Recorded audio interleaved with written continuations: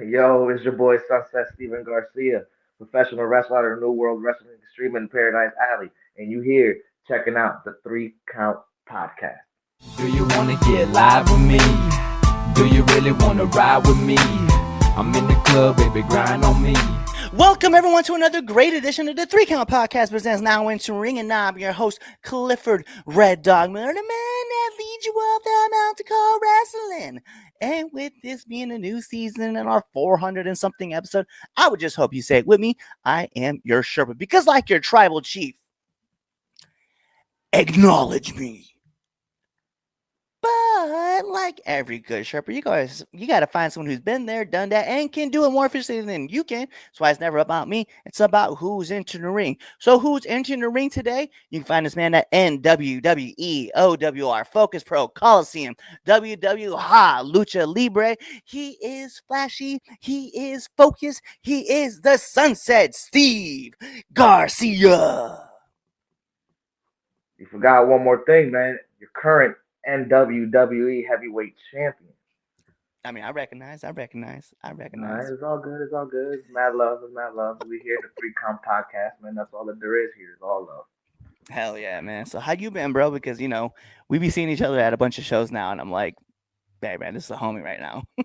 Alright, yeah, man. Shit, I've been good. Just working regular day to day, putting in the work in the ring, getting the training, and actually looking for new places to go and train. Actually, right now, I'm trying to, you know how wrestlers go and do tours and wrestle in different places. I'm trying to do tour and train in different areas. So like I'm trying to do that now and see where that gets me for the 2025. Yeah, it's something like one of my trainers told me, like right off the rip, was like, once I train you the way that I want to train you, like you need to go find like a new school, go find someone else, learn as much as you can, go wrestle in different areas, learn as much as you can. So I've gone from like Maryland to Jersey to Delaware to Rhode Island now, where I actually debuted this last year, Massachusetts, like just trying to work wherever I can get to work. Yeah, that's kind of like how I went at the beginning of this year. So, well, like I started at the combine real quick for CCW. I did a training session there. Then I tried out Lou Jacobs' school. I went out there to Groton, Connecticut. I did the Outcast Pro Wrestling School. Obviously my own school here at fucking Paradise Alley. Excuse my language. Here at Paradise Alley with Paul Rowan and Mario Mancini. And sometimes I set up my own little ring too here, and I get a little training. I call some guys over, and try to work with different people from different areas and stuff, and see what their training mechanism is like as well. No, that's cool though. Like that's what you're supposed to do. You're supposed to like maximize the opportunities that you got and just keep like bringing in different people, different flavors of ice cream. That way you can kind of like learn to work with everybody, because sometimes what happens is you get stuck in the bubble of just like wanting to do like one type of training, and then that's all you get focused on, and you forget that there's so much out there to do. So much more to do. There's gonna be things that you probably will never do inside of a wrestling ring, but it's good for your conditioning. It's good for your health. It's good for your even you think you might not use it in the ring, but a lot of things do come into play, like conditioning and stamina and all of that stuff. And a lot of drills do pertain to go after that instead, rather than perfecting the best spot. So that's the most important to me, is the conditioning and the stamina. So the longer you can last, the better it's gonna be. 100%. I 100% believe that. It's something because like even like my niece right now, she's like currently she's working in wrestling, but she's amateur wrestling, and I just tell her all the time like mat time is the best time. Like just get in and grind however you can. Like if you're at a tournament and a tournament has 4 matches, and then you can go for championships, cool. But if you can get somewhere like 6 to 8 matches in a day, it's gonna be tiring. But I promise you, it'll be better for you in the long run. And I kind of feel the same way about like pro wrestling. Like you want to get in as much ring time as you can. Yeah, that's what I tell my nephew now, because I got a little family of wrestlers now growing up, so I'm the first generation. I got my 3-year-old son right now. He's doing his arm drags. I got my 9-year-old. He's 11 now. He started when he was 9, but I got my 11-year-old now doing his matches, practicing his stuff, making sure he gets the most ring time as he can. And right now, and I got my daughter as well. These are the next generation after me, and I'm telling them the same thing. The most thing you want to do is spend the most time you can inside of that ring. All right. try to get anybody engaged. If you're in the ring, get your mom engaged. I don't care. Get your dad engaged. Get me engaged. Get anybody that you can that's around you while you're training in that ring engaged to what you're doing inside of that Yeah, I think, and you keep saying the word like engage, right? It's that doesn't ring. necessarily always mean like hit a big move and pop somebody. It sometimes just means like Exactly. just doing character work and just talking trash, or getting a Exactly. crowd hyped, or just anything that's going to get like people to invest in you. And I think that's like one thing that gets missed out on a lot, because a lot of people, I don't want to say, I don't want to be one of those guys that's like this generation, because I am a part of this generation, but like I've also got like I'm older in this generation. Like Hmm. I know I'm not taking like, I'm not out here doing like 450 splashes and you know you know uh Yeah. and crazy flips. But one thing I do understand is that like great character work is what most people get attracted to anyway. Like, so, For sure. For sure. when you think For about it, sure. like Undertaker is like one of those characters that everybody's going to talk about, right? But he really didn't take like a lot of high risk bumps. He just kind of like, he was a well grounded wrestler. I mean, obviously he's the Undertaker and he's Did gonna it be when it made legendary. sense, you know? Yeah, Did it when it made sense, when it mattered at the most. So, but and as well too, was speaking about the engaging, excuse me, engaging a lot too will do it with your stamina and conditioning. Because there's been times that I've just used my vocal cords in the ring, my voice, trying to engage the crowd with my character, and boy, that can tire you out too, man. Believe it or not, you go out there and you talk and you're engaging with the crowd, and then go to your next spot, you're gonna feel you're gonna get more blown up quicker, you know.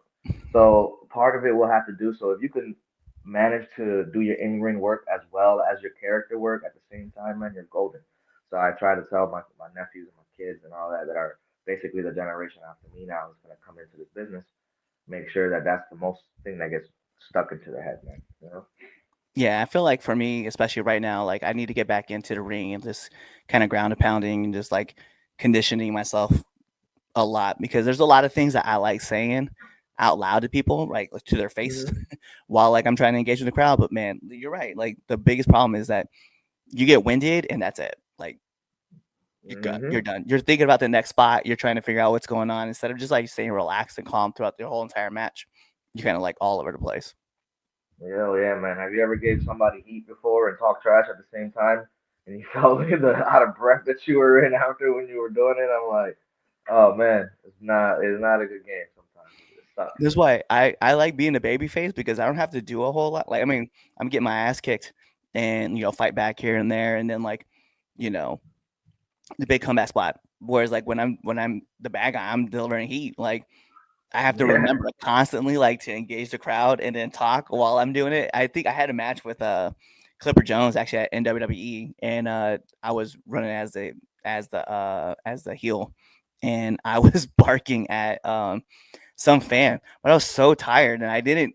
It wasn't clear in my mind. I would just heard someone say "you suck," and I was like, "Your mom sucks," and then I got talked to afterwards, and they're like, "Hey, that person that you said that to was a child, right?" And I was like, "Well, it's what happens, man." I was like, Yeah, I heard it speaking in of the Clipper crowd. Jones, speaking of Clipper Jones as well, though, he's kind of he's doing his thing too as well. He was trained by Slick Wagner Brown, coming out of TOS and stuff. So like he's doing his thing. He's progressed. He's improved. He's done much better, than what he was when he first started. And like, yeah, man, he's doing his thing. That match that you guys had, that was a decent match. You guys really did your thing together. Yeah, I appreciate that. It's funny because I met Clip at Invictus, like it must have been like 2.5 years ago now. So we've kind of known each other for a little bit. It was the first time we got to work each other. So um, it's funny though, because I'm attached to all of his friends too, and it goes back to like the world of wrestling, where it's like you're always like one step away from knowing somebody who knows somebody. And Yeah. for Clip, like we had a mutual friend, and his name is Jason Andrews. Um, but when they were in Invictus, they had a whole little group together, and he was in that group, and so I knew all those guys because of Jason, and then I got to know all those guys behind the scenes, and then this last year, I worked like the majority of them, so I was like, this is insane. No, that's awesome, man. That's awesome. That's really good and stuff. But not only about Clipper Jones too, but you know who else, man, kind of been in my eye that I truly believe should have received a WWE ID contract? was newly crowned Focus Pro champion Manny Arias, man. Like Monty man really had a banger of a match against Marcus Mathers this past week or two, I think it was Yep. at More Money More Problems. That's actually my debut show where I debuted against Junie Underwood. I wasn't. I mean, you know me, you're your worst biggest critic, you know. So like, I had good reviews back on the match, but I just felt like I could have performed a lot better. That's just on me. But no, I got to face GCW's Junie Underwood, you know, and me and him went 1-on-1, and then Manny Arias won the Focus Pro Championship. Which that right there, I don't know, it was a moment. I ain't gonna lie, it was a moment. But speaking of that, and this is not to throw no shade on Manny or anything like that, but I faced Manny about 2 3 years ago, and I beat him. I ain't gonna lie, and I beat him. He don't get me wrong, he's one of the best I've seen so far in the Indies, and this is different now. This is a 3 year Monty. This is Monty Hours 3 years in the making, 2 years in the making. This is a whole different cat. You know what I mean? This is a whole different guy. I kind of want to step foot back in the ring with him one more time. I want to do that rematch again. I want to see if you know. I want to see if he could beat me. You know, I want to see if he got what it takes. You know, because he hasn't beaten me. The last time me and him were in the ring, my hand was raised.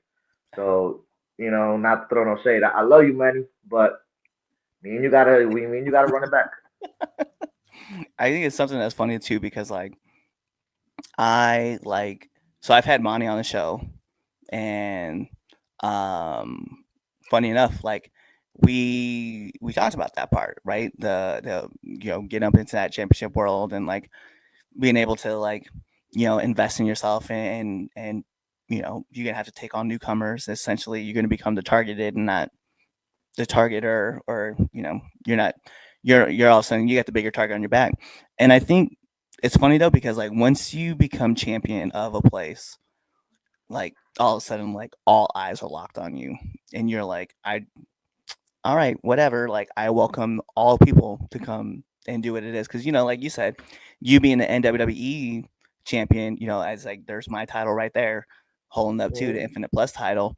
I'm like, yeah, I'm ready. I want to take on all comers, and so I'm just waiting for the moments where I get to like bring in the challengers and start smacking people up. Oh hell yeah, man, for sure, for sure. That's the goal, man. You know, you get in here, bring in the challengers, smack them up, go home, get paid, do it again, and you know, do it again the following weekend. That's just what we were bred to do, bro. You know, to be honest with you, I mean, we ain't figure it out till later on in our lives, but you know, this is what we were made to do and I'm stuff. But I'm curious though, like, what was the moment for you that got you into wrestling? That you were like, I got to get into this now. believe it or not, it was a video game. Like a long time ago when I was a kid, my mom she ended up buying a PlayStation One out of nowhere for us, and it brought a few games. Had Scooby Doo and Cyber Chase. I don't know if you remember that as I do well. remember that. And it had SmackDown, SmackDown One and SmackDown Two. So the little intro that it had in the beginning, you know, when you first play the game and you put it on, and it had like the whole SmackDown 2000 intro Yep. and stuff. So that got me hooked. And I saw the Hardys and I saw Jeff and all of that stuff.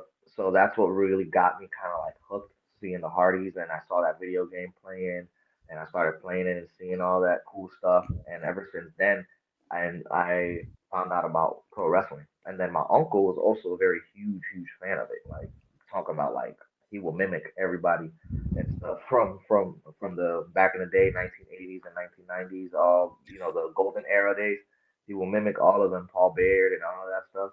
So that's when I figured out that's what he was doing the whole time when I started playing the game. And then me and him started watching all of the Ultimate Warriors, and we started watching all the Hulk Hogan matches, and you know I started seeing the Attitude Era a little bit and stuff because I was already older when the Attitude Era was. I mean, I was too young when the Attitude Era. I was only born '97, so I didn't discover the Attitude Era until the Ruthless Aggression Era.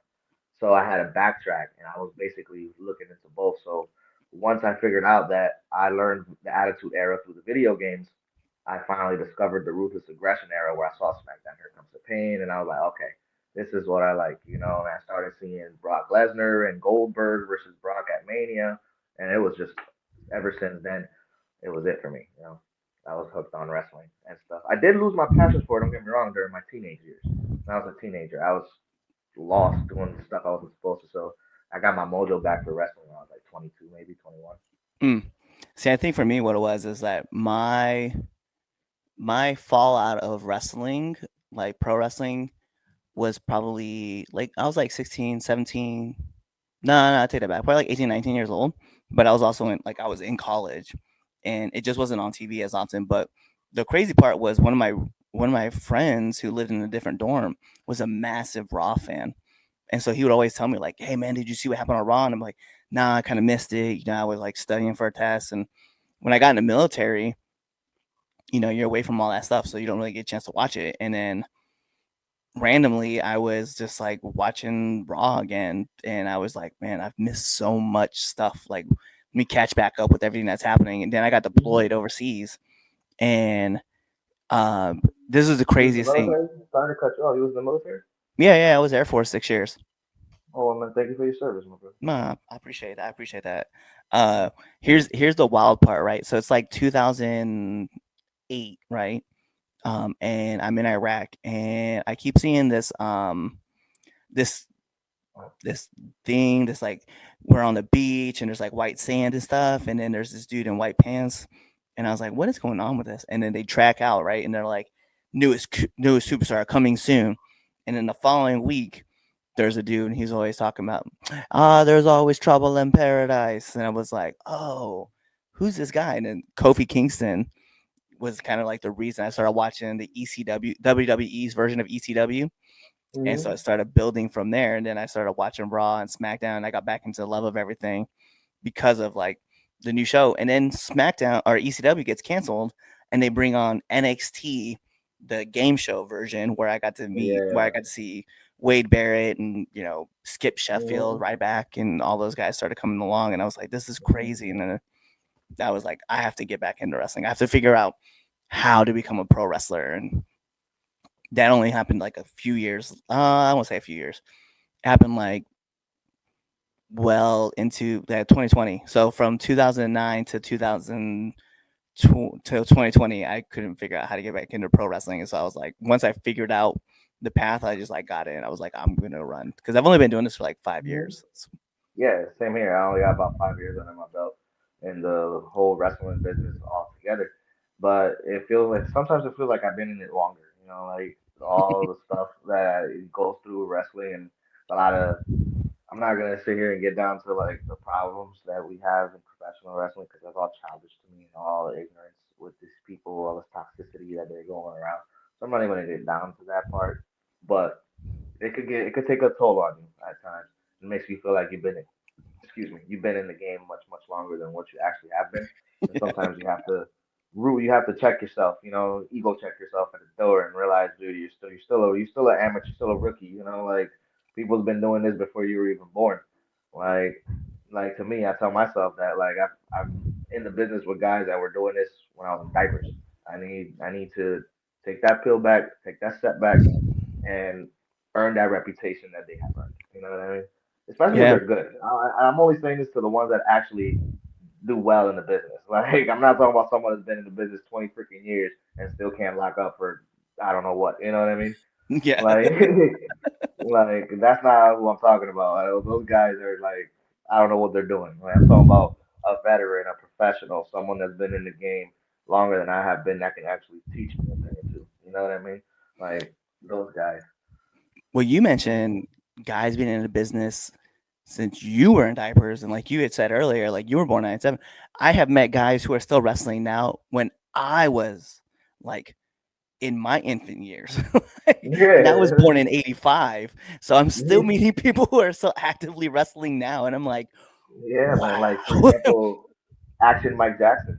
You know what Yeah, I mean? Like he's still wrestling. He just had a wrestling match this past year recently. He's like 70, 80 something years old, right. and he just wrestled for Impact not so long ago. And I think he debuted for AEW recently. Now, if I'm not mistaken, I think he did. I'm not too sure on that, but Action Mike Jackson, for example, he's one of them. Like been doing this before since my grandfather was little. You know what I mean? Like dude's old man and I stuff. ran But into not a much dude. respect to that guy. I ran into a dude named King Kalua, and when I mentioned that I was born in the '80s, he was like, Jesus, bro. Like he's like, I had started like wrestling in the 80s. And then I mentioned I had moved to Massachusetts. He's like, oh, I've been up in that area. He's like, yeah, I know. He's like over in Foxwoods and stuff like that. And I was like, well, it's not what it's called anymore, but yeah, that's the play. That's where I'm around. And I was like, he's like, oh yeah. I used to wrestle all the time, bro. Like it was a great time being up in that area. And I was like, damn, bro, that's crazy to me. I know, right? But no, No. yeah, man. Like, there's a lot of guys in the business that I give much respect to. You know, like even guys that I've stepped foot in the ring with. You know, I've stepped foot in the ring with a lot of guys I've learned from, like Flash Waller, Kylon King, Lucas Chase, the House of Pain. You know, Nick Payne and Hakeem Ali. I learned a lot from all these guys that've been in this game. You know, longer than I have.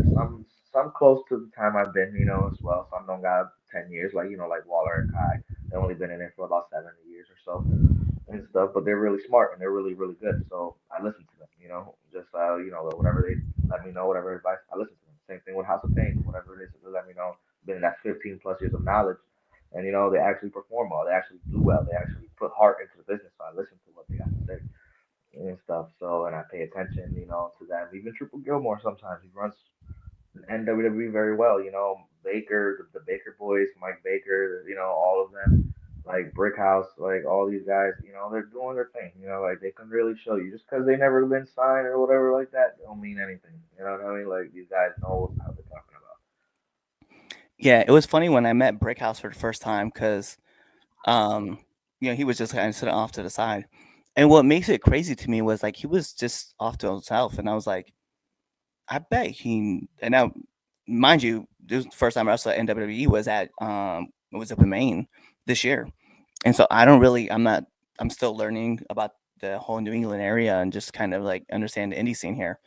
And yeah, so I see no one's talking to Brickhouse, and I was like, what is going on? So I was like, walk over to him, and I just sat down and I just bust out my notebook, and I was like, hey, how was my match? And he was like, word, and then just like downloaded a lot of information to me, and I was just Mhm. all ears. And so the next time I saw him in Rhode Island, I was like, hey, how was my match? And he was just like, oh, here's everything that I would have done, and here's the things that I think you can do well. And he's like, I like this, I like that, work on this. And I was like, let's go. Like that's what I want people who are going to Mhm. openly critique my matches and just give me constructive criticism to tell me like, hey, this is what I would do to make things sharper or make this a little better or make that a little better. So I was like, I really appreciated all of it. No, heck yeah, oh yeah. There's a lot of guys that should be doing that more often, But it's a new generation. You can't tell them now anything. So I just stick to myself. I tell myself something. That's it. You know. Well, I think the key too, and you kind of mentioned it earlier, right? With like Dustin Waller and like Lucas Chase, Sammy Diaz is another one But too. yeah, Sammy DS2's Like, on a roll right now, by the way. yeah, all those guys, man, they're really fun to listen to. They're good mentors.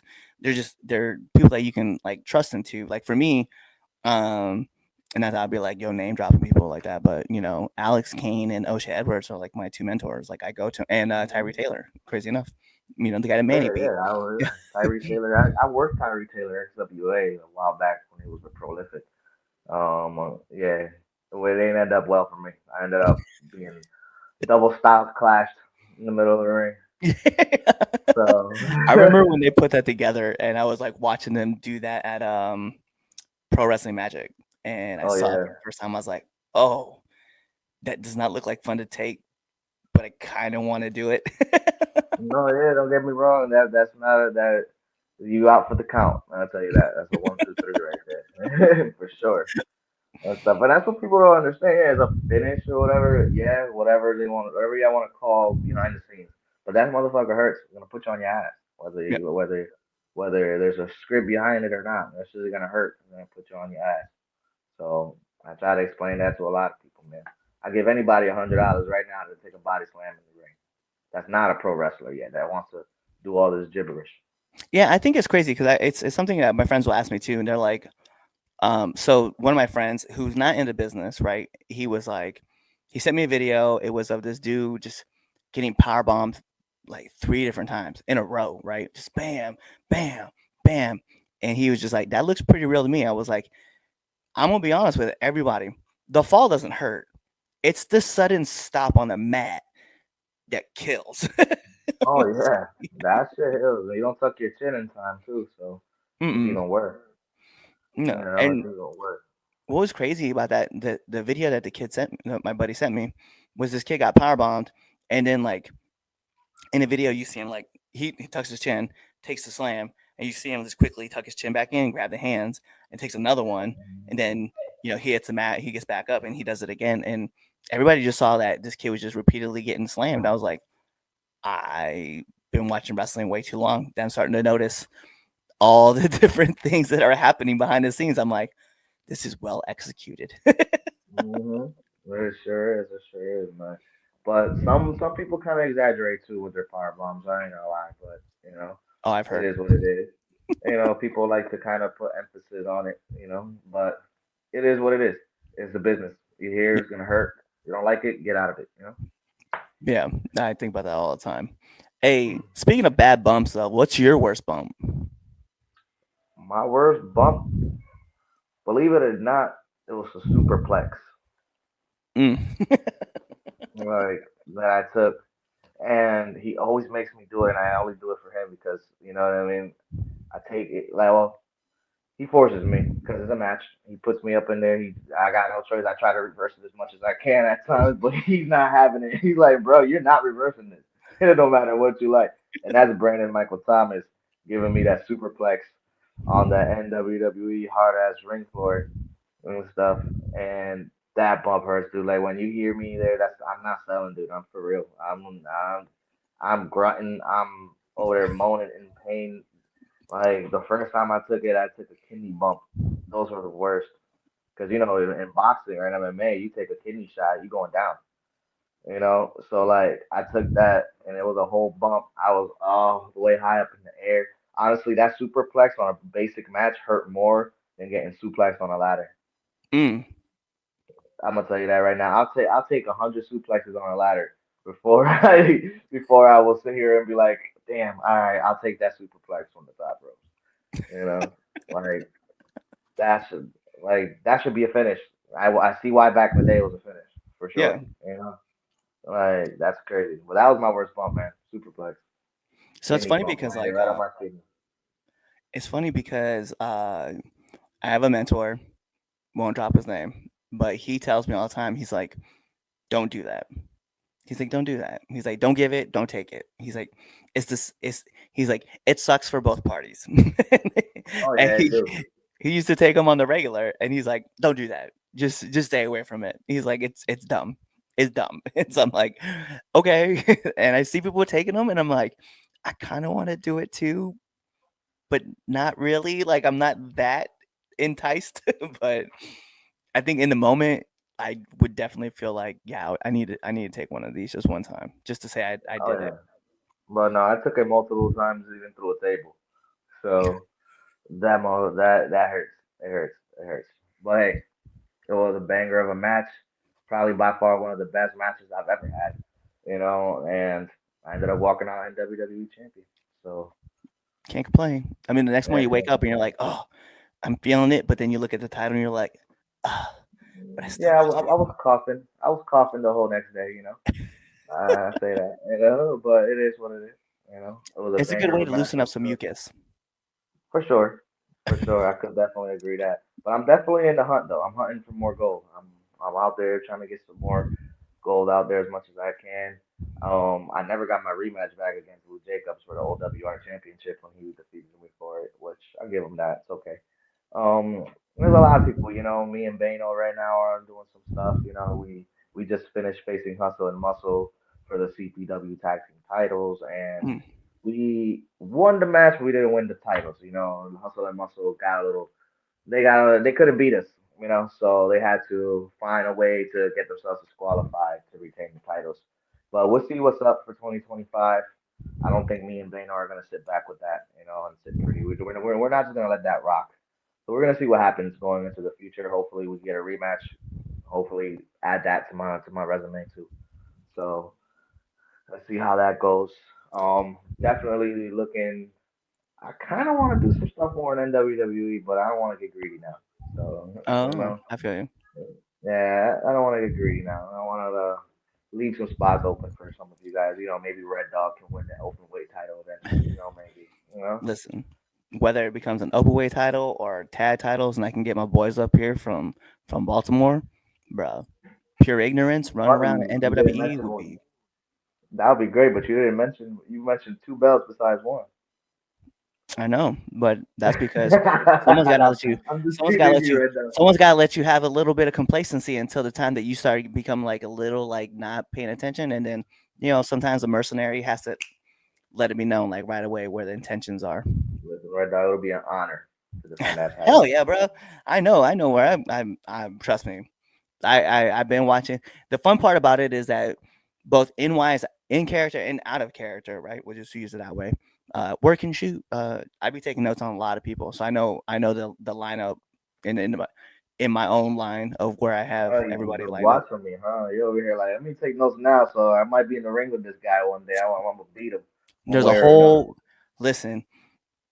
I don't know if you remember or not, but I was there watching the Focus Pro match. Oh yeah, yeah, I saw you when you were there. Yeah, Yeah, it we was talked. We were there the backstage the whole time. Yeah. between That was a good ass show, man. I'm not even gonna lie to you. That was a banger of a show. yeah from top to bottom. Like, That show was always fire. yeah, that was a banger of a show. I ain't gonna lie. But like I said, I think Marcus Mathers and Manny was one of the best matches of the night. That was You, really. Yeah, I well, don't. don't discredit yourself because your match, guys. I know like you was on the pre-show and a lot of people may not have been able to see it, but your match was right there too. Like, Oh yeah, yeah, yeah, yeah. I know the match. Like I said, my match was good. Like I'm not the biggest critic, so there's gonna be things that I want to see that I feel like I could have done better. But yeah, the match was good. But like I said, I'm fair where I give credit where credit is due, and I'm fair where it's at. But Marcus Mathers and Manny, they they put on that show. You know what I mean? yeah, they The they body put on a bag banger. match was really good too. Don't get me wrong. They had the crowd the whole time. They Which one? had the crowd. The body bag match where they had Oh yeah, yeah, where they had Grassa. yeah, Grassa versus who's the other guy he wrestled? I just met him recently, but he's a good dude too, man. I like him. I wanna wrestle him eventually Yeah, too. it's slipping my memory. Was that Luke? No, it wasn't Luke. Who was that one? I It was forget. a Spanish kid, Poppy something. Yeah, I forget too. But I know his real name. I know his shoot name, but I'm not gonna put his shoot name out yeah, there. no, we're not putting it out there. You guys don't get to know that kind of cool information. Yeah, they don't need to know that.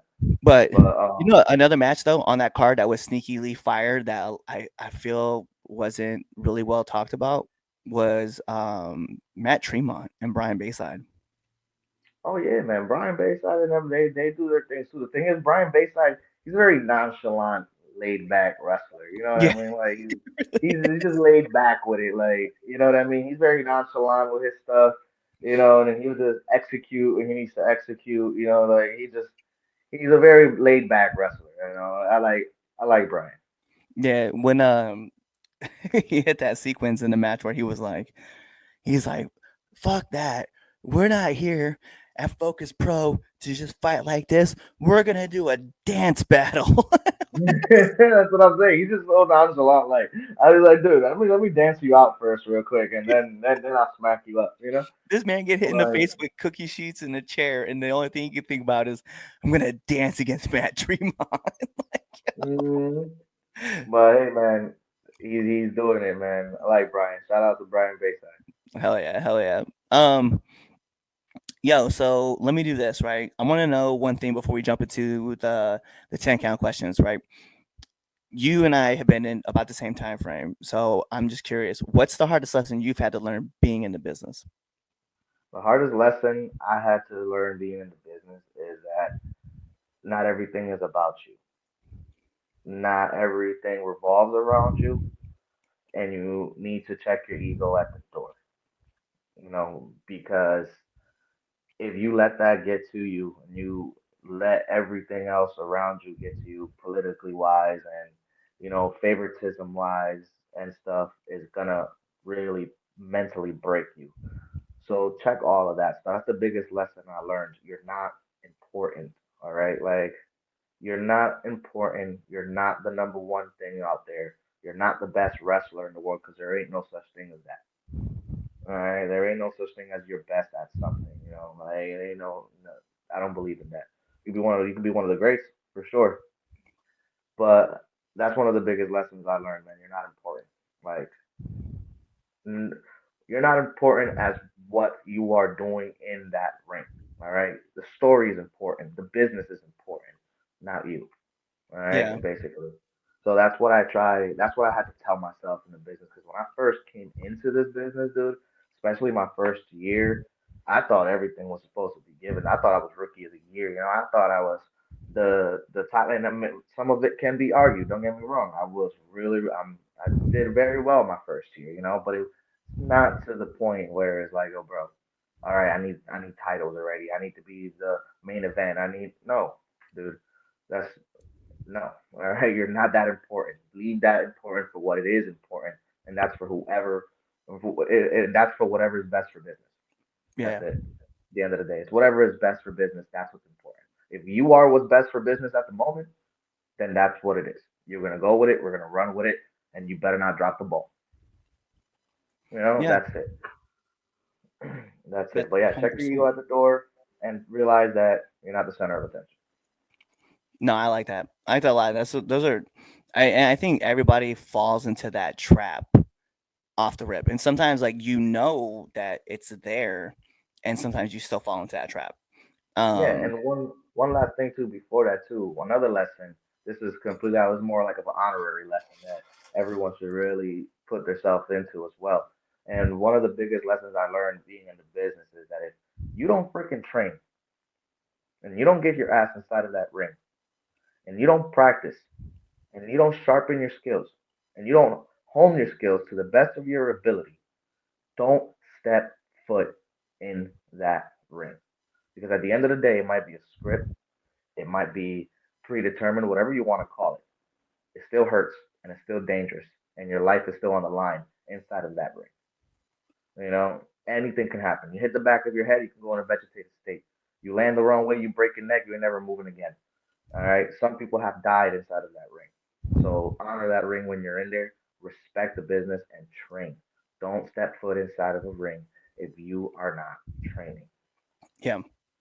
But also, like, not just out there, like, 'cause I mean, okay, get in the ring and train, but also, like, I know a lot of people don't talk about this very much, and I don't know why. Get in the gym and train. Like, That too, man. Seriously, that too.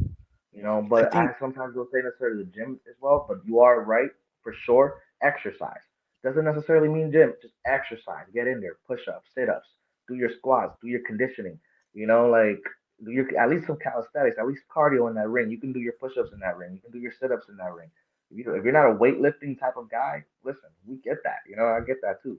But exercise, like you said, find a way to make your area a gym. yeah, Like that. So yeah, you're definitely right about that. Conditioning, get your body up to date. I had to work on my body. When I started wrestling, dude, I was 110 pounds. Like you saw my collarbone sticking out. I had no chest. I had a bird chest. And you see now a big difference from what I used to be now. You know what I mean? Like from what I used to be.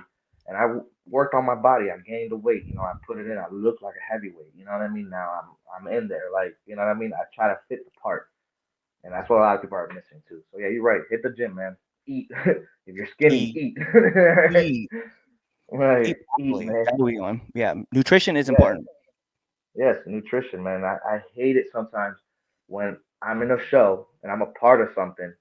And this is no shade to nobody, because there are guys that are big, that are really great performers, like Bronson Reed, Kevin Owens, you know what I mean? Brian Bayside, you know what I mean? For example, that are of those calibers and they still perform, but for some reason, can't compare yourself to some of those guys. Like, guys, for some reason, they're just gifted. I don't know why. Like, they could just be that size and just perform like we do. You know what I Right. mean?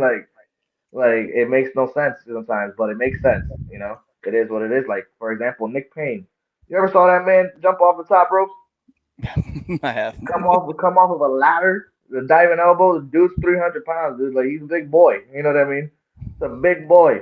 I don't know how he does it, bro. He'll freaking springboard off your back and drop kick you into the corner. Like the dude's big. I don't know how he do it. Keith Lee, for example, moonsawing and flipping and all of that shit. I don't know how they do it. But if you're not that kind of guy, get in the ring, man. Get in shape. You know what I mean? Like get 100%. in shape. So some people, like I said, some people can get away with it. Yo, let's hop into the 3 count podcast, 10 count questions. It is my favorite part of this podcast. And here's how it works, Mr. Sunset. I'm gonna fire off 10 questions at you rapid fast, and whatever your answer is, that is your answer. Oh, you gotta put me in there. You gonna put me on the spot. Let's go. Yep. So we're gonna put the imaginary timer for added pressure. Bing. And in my favorite words of my favorite commentator, Mike Goldberg, here we go. SmackDown or Raw? SmackDown. Favorite movie? The Warrior with Tom Hardy. Let's go. I like that. Apple or Android? Apple. Favorite cartoon? Ed and Eddie. Let's go. Marvel or DC? Marvel. Favorite TV show?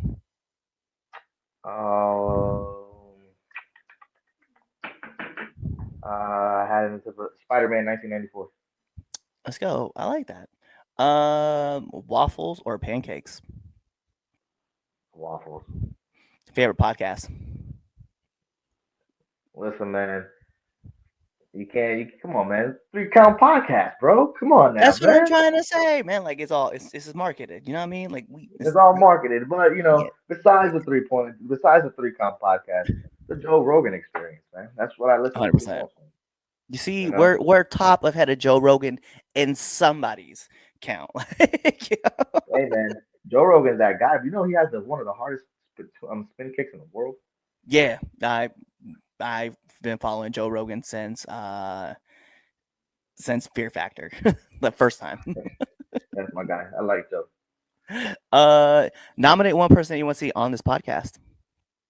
Nominate one person that I would like to see on this podcast. Let's do House of Pain, Nick Payne, man. Come on, man. We gotta add him on here. You gotta one day get him on this podcast. Him and his partner. Let's not do just one. Let's do 2. Let's do the House of Pain. Hakeem Ali and Nick Payne. Let's do. Last but not least, my favorite question to ask every single person who comes on this podcast. Favorite curse word?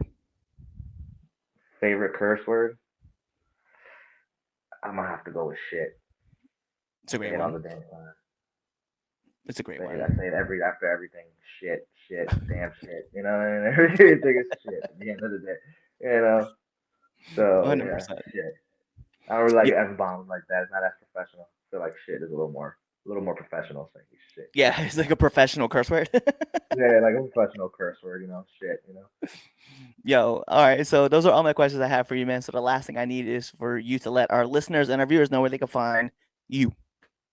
Hey, man, you can find Sunset Steve Garcia. You can find me on Facebook at Steven Garcia. You can find me on Instagram at Sunset Steve G. And you can find me at Twitter, now known as X, down as Garcia Steve G. And then you can find me on YouTube. And you can find me at New World Wrestling Extreme. Any single time they have an event, I'll be defending the title coming soon. Who knows? Maybe it'll be against Red Dog. I'll be looking forward to that, my boy. Much love to you, though. Much love to you. Man, I appreciate it. But he just told you his handles, told you where you can find him, even told you about the promotions that you can find him in. So what does that mean? Like every great part of a wrestling match, and we got to take this home because this is the 3 Count Podcast Business Now Entering, and now I'm your host, Clifford Red Dog Miller, the man that leads you up that mountain called wrestling. And like every good Sherpa, it's never about me. It's about who's entering the ring. So who's entering the ring?